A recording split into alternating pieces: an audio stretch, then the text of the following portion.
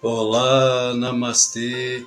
Assim como expliquei na live em que estavam presentes o professor Palmeirim Soares, a professora Juliana Paiva e a professora Bianca Simões sobre dívida histórica, karma e reencarnação, o yoga não coaduna com o comunismo. Yoga e comunismo não se misturam, como óleo e água não se misturam. É impossível.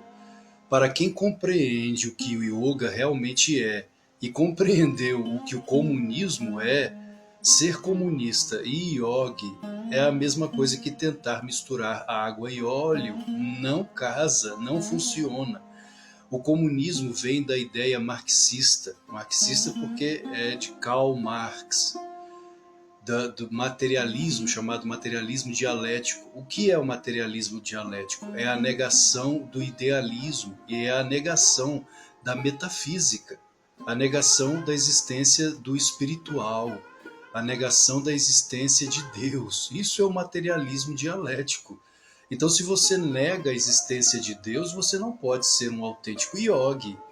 O yoga vem de onde? Da Índia, que é uma terra santa, de homens e mulheres santos, de rishis, sábios e iluminados. Não estou aqui afirmando que todos os indianos são santos.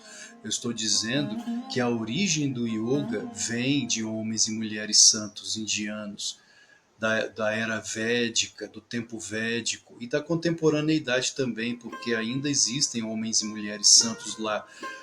Existem poucos santos, muito poucos, mas existem, são reais. Em pleno século XX, recebemos nos Estados Unidos da América um Paramahansa Yogananda, pai do yoga. No século XIX, Swami Vivekananda, vindos da Índia, homens santos. Então, queridos, o yoga, inclusive em sua etimologia sânscrita, que vem de yud, quer dizer união. União de quê? Do pequeno eu com o eu maior. Quem é o eu maior? Deus em nós, o Atma. Deus em nós, o metafísico, o espiritual. Se o marxismo nega o espiritual, o materialismo dialético nega o espiritual, então como o yoga pode coadunar, pode se casar com uma ideia ateística, lembrando que Karl Marx, apesar de pregar o materialismo, em verdade, ele não foi um materialista, ele foi um satanista. Em sua obra teatral inacabada, Roulanen, ele jurou vingança contra Deus e contra a humanidade. Ele jurou vingança contra Deus e contra a humanidade. É horrível o texto que Marx escreveu. Quem jura vingança contra Deus e contra a humanidade não pode ser ateu. O ateu não crê em Deus, pelo menos pensa que não crê. No fundo, não existe essa crença da não crença. O ateísmo também é um engano, é uma mentira. O universo demonstra a existência de Deus, as leis cósmicas demonstram a existência de Deus. Negar que existem leis é ser anticientífico. E se existem leis, a lei das 4 forças fundamentais da natureza, a nível microcósmico, a força fraca e a força forte, a nível macro, a força eletromagnética e a força da gravidade, se isso existe, olha o ser humano, olha a perfeição humana. Eu falo, eu tenho olhos para enxergar, eu tenho mãos para pegar objetos, eu tenho cordas vocais, eu tenho como saborear, sentir o sabor dos alimentos, eu tenho como respirar o oxigênio e processá-lo em meus pulmões, eu tenho um coração que pulsa e que distribui o sangue por todo o meu sistema. A perfeição está aqui. Afirmar que tudo isso veio do acaso é crer no absurdo. Ou seja, de que o que existe no planeta Terra e muito possivelmente em outros mundos é obra de uma sucessão de acasos felizes. Um acaso atrás do outro feliz. As partículas subatômicas se uniram para formar átomos por um acaso feliz. Os átomos se uniram para formar moléculas por um acaso feliz. As moléculas se uniram para formar organelas por um acaso feliz. As organelas se uniram para formar tecidos por um acaso feliz. Os tecidos se uniram para formar órgãos por um acaso feliz. Os órgãos se uniram para formar sistemas por um acaso feliz. Os sistemas se uniram para formar um indivíduo, um ser humano, por um acaso feliz. Seres humanos se unem para formar comunidades por um acaso feliz. E assim sucessivamente. A inteligência humana existe por um acaso feliz. Isso sim é ser místico. Isso sim é acreditar no invisível, que por uma sucessão de acasos o ser humano existiu na Terra. E não só o ser humano, mas mais de 8 milhões de espécies existem só no planeta Terra, de formas de espécies, como está registrado no Srimad Bhagavatam, que é um texto hindu, e que a biologia, os cientistas da atualidade, da contemporaneidade, comprovam esse número. Se não me engano, 8 milhões e 700 mil espécies, algo assim, na Terra, confirmando o Srimad Bhagavatam, ou Bhagavata Purana. Ah, mas é por uma sucessão de acasos felizes. Realmente é preciso ter muita fé, ser muito místico para acreditar que tudo surgiu por meio de acasos felizes. O materialismo dialético de Karl Marx, além de ser uma doença anticientífica que leva à desconstrução do ser humano e da sociedade, porque promove uma espécie de afunilamento das dimensões humanas. Até pouco tempo atrás, alguns anos atrás, a OMC, a OMS, perdão, Organização Mundial da Saúde, afirmava que nós somos seres biopsicossociais e espirituais, 4 dimensões: biológicos, psíquicos, sociais e espirituais. O que é que o materialismo dialético de Karl Marx faz? O que é que a pedagogia do oprimido de Paulo Freire faz? O que é que a ideologia macabra de Antônio Gramsci faz? Promove o quê? O afunilamento das dimensões humanas. Nós passamos de seres possuidores de 4 dimensões para uma apenas.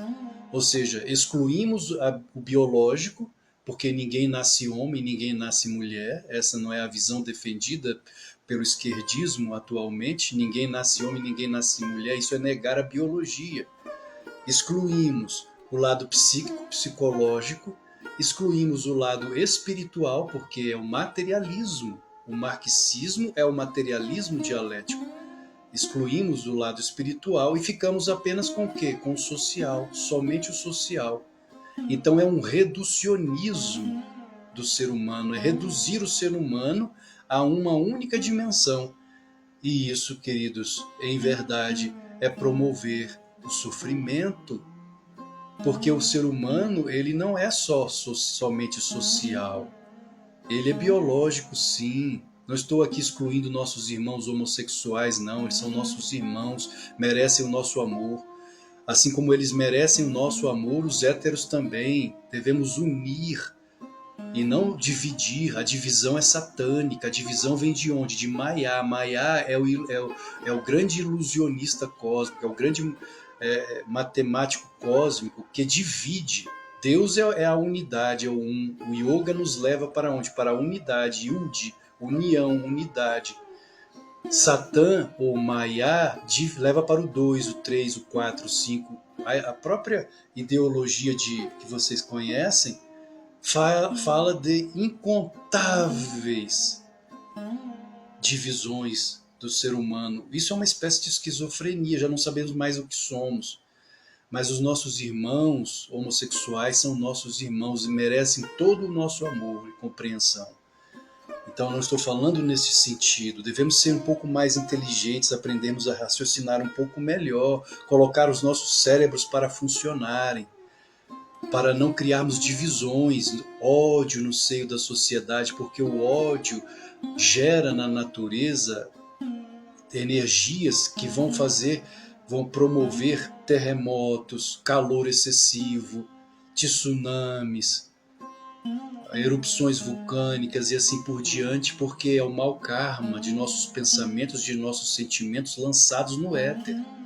E isso trará para a Terra resultados não desejáveis para nós humanos, porque somos, diante da força, da fúria da natureza, somos frágeis, apesar de sermos deuses. Se seguirmos as pegadas dos grandes santos da Índia e de outros lugares, de outras tradições, somos poderosos, somos seres poderosos. O que Jesus fez, podemos fazer. Os inúmeros exemplos de santidade na Índia, como Swami Narayan, que amansou um leão, o próprio Senhor Buda, que amansou um elefante furioso, o Chaitanya Mahaprabhu, que amansava feras, que bailavam com ele quando ele cantava o Mahamantra para Krishna. Somos seres poderosos, mas se nós não olhamos para dentro, não fechamos os olhos em contemplação, praticando a interiorização das indrias, dos sentidos em pratyahara, jamais descobriremos esse paraíso portátil que está dentro de nós, principalmente se continuarmos nessa visão materialista, dialética, que nega o espiritual, desse marxismo-comunismo. Yogananda afirmou na página 66 da obra O Romance com Deus que o comunismo é o maior dos inimigos e que ele estava apenas esperando o momento propício para se espalhar, o que na verdade aconteceu. Ele disse: mantenham as nações espiritualmente fortes para que o comunismo não se espalhe. Isso foi em 1940. O comunismo se espalhou. Por quê? Porque talvez de certa forma falhamos. Nós não buscamos a espiritualidade. Buscamos o quê? O materialismo. Materialismo não é a mesma coisa que consumismo. O materialismo dialético é a crença de que somos apenas corpos, matéria, de que devemos viver apenas para o social e negar o espiritual. Ao negarmos o espiritual, caímos na falácia do comunismo. E nações têm sucumbido nas misérias material, miséria intelectual, miséria moral e miséria espiritual. É triste, é lamentável. Então, queridos, yoga e comunismo não se casam, porque yoga é um caminho para a espiritualidade, para Deus, assim como é o cristianismo, assim como é o budismo também, assim como é o judaísmo, assim como é o sufismo, são caminhos para Deus. O marxismo, o materialismo dialético é o caminho para a negação, para a desconstrução do mundo. Tive um professor na faculdade, ateu. Ele chegou a me dizer certa vez: Alexandre, eu desconstruí o mundo, intelectualmente falando. Cheguei às portas do suicídio. Só não me suicidei porque abracei uma árvore e vi Deus na árvore. Isso não é panteísmo. O yoga é panenteísta, não é panteísta, é panenteísta e nem politeísta. Na verdade, o panenteísmo é a crença de que existe um Deus, um apenas. Mas esse Deus único, ele se manifesta em todas as coisas que existem. Todo o universo ou universos são manifestações da mente dele. Ele manifestou tudo, como Krishna afirmou no Bhagavad Gita: todas as coisas estão em mim, mas eu não estou nelas. Foi a consciência cósmica que falou por intermédio do Senhor Krishna: todas as coisas estão em mim, mas eu não estou nelas. Isso é panenteísmo. Um Deus que se manifesta de diferentes formas, que é imanente e transcendente ao mesmo tempo, que é pessoal e impessoal ao mesmo tempo. Então, yoga e comunismo não se misturam. Amor a Deus, Vyakti Dharma, amor à família, Parivarika Dharma, amor à sociedade, Samandya Dharma, amor à pátria, Rashtra Dharma, e amor à humanidade, Manava Dharma, O Dharma é a lei, é a religiosidade, é o próprio Deus. Amar a todas as pessoas, independentemente de sua condição social, de sua cor de pele, de sua preferência sexual, amar a todos, porque Deus está em todos. Isso é união, isso é yoga. Namastê.